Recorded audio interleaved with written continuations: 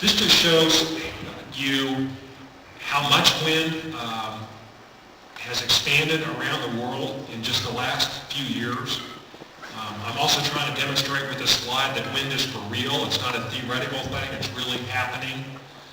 As of July of 2007, and I'm anxious to get the update from 2008, there were 78,000 megawatts of wind in the world. We only had 12,000 of those megawatts in the United States, which makes you realize how significant it is that in Kansas alone we'll be at over 1,000 megawatts. We are becoming a major part of the wind story in the United States.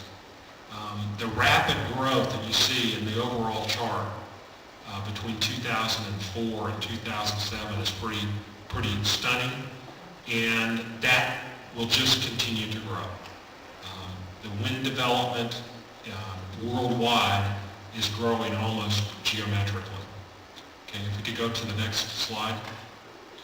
Now, this is something that I think is really, really important for all of us to think about. And those of you that want to advocate for wind and advocate for Western Kansas, this is really what it's all about.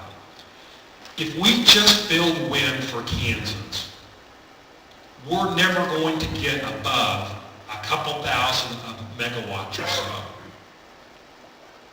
And that's because wind, as you know, is not reliable all the time.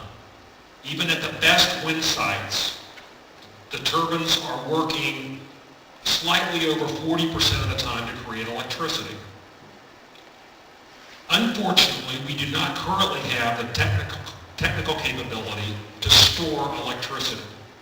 It would be great if we developed that, and if we do, wind can become a long-term answer to all of the electricity problems, simply by building enough turbines that store electricity for the times when the wind isn't blowing. But we don't have that now. And because we don't have that now, it's very difficult for a utility to get much above 20% of wind and work it into their system. Some people think that if we become better at wind forecasting, and believe it or not, there are now schools that are specifically developing curriculums around wind forecasting, that maybe we can get wind to 25% of the electricity that we need. But since in Kansas we only use 10,000 megawatts, we're not going to get much above a couple thousand megawatts in Kansas if we just sell wind to Kansans. So, the way that we can get to the point where we're building not 2,000 megawatts of wind in Kansas, but 5 or 10 or 15,000 megawatts, which I really think will happen, is that we have to export the wind. We have to sell it to other places. Now, one thing that has to happen for us to be able to export wind is that we have to get transmission, sort of an interstate highway type transmission system built around the country so that we can send the wind to other places. That's just a given. So just accept that. You'll hear more about transmission later on. Once we have the transmission, if any of these next three things happen, there's going to be it's almost going to be like the gold rush to western Kansas for wind farm developers to be developing wind, signing up leases, paying landowners money to put turbines on their land, if any of these three things take place. The first is, if new wind becomes cheaper than new coal. Coal right now is the cheapest source of electricity, but wind is getting very, very close in cost. And if you look at what's happening to the cost of these two forms of energy, the cost of wind energy has declined dramatically, and now just recently started to go up a little bit because there's so much demand for the turbines and for the blades. At the same time that that's been happening, the cost of coal-fired plants is increasing dramatically. If the market forces continue in this direction, it is just a matter of time Some people will argue that we're already there, and I don't want to get into that argument. The pro-wind people say wind's already cheaper than coal. The pro-coal people say now coal's cheaper than wind. I don't know. You can make these figures up to look any way you want to. The way it looks to me is wind is getting very, very close to new coal.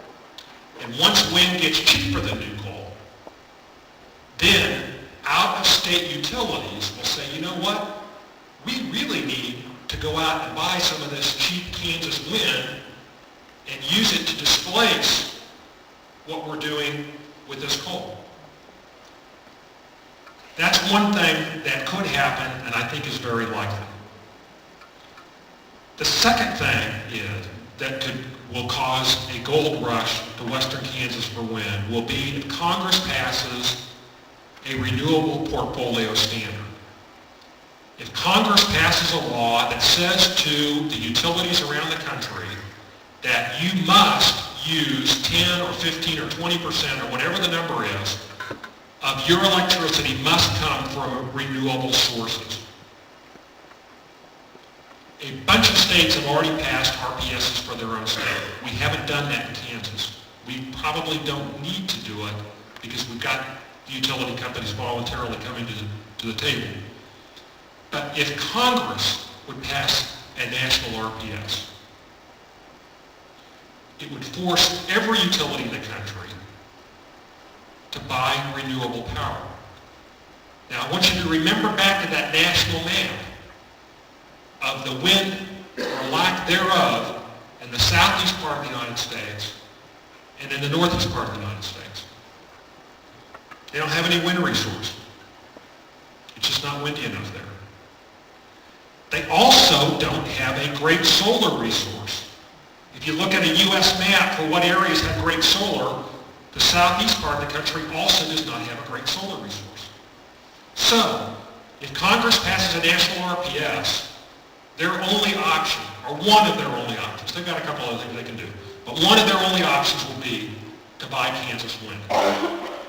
The southeast folks, the U.S. senators and Congress folks in the southeast part of the United States have figured that out, and they're all voting against national RPS. Unfortunately, all the legislators and the congressmen and senators in the Middle West that have all this power and that would be greatly benefited by an RPS, they haven't figured out yet how great that would be for us. So we've got some of our people that are voting against a national RPS.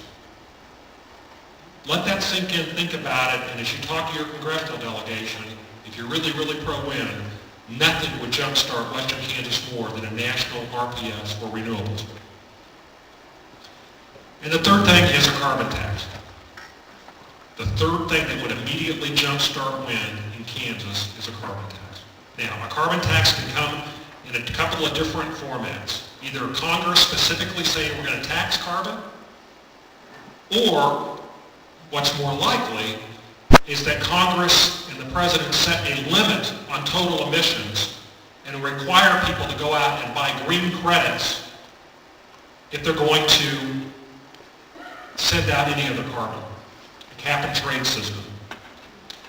Just yesterday, President Bush, in really what I think is a pretty important shift in his position, said that he believes that the United States needs to set a goal of stabilizing our carbon emissions, and he specifically targeted power plants in his speech. If you go back and look at the text of his speech, the overwhelming probability is that when Congress comes into session in 2009, some sort of a cap and trade system is going to come on that's going to make carbon cost money. It's going to make coal-fired plants and the people that use them pay more. When that happens, wind will instantly become cheaper than coal. And once we have the transmission, not only will folks in Kansas want to buy Kansas wind, but folks all over the southeast part of the country, the east part of the country, etc., will want to buy our wind. And the opportunities that are out here for all of you that are interested in developing wind or having wind on your land, etc., will be plentiful. Okay, if we could go to the next slide.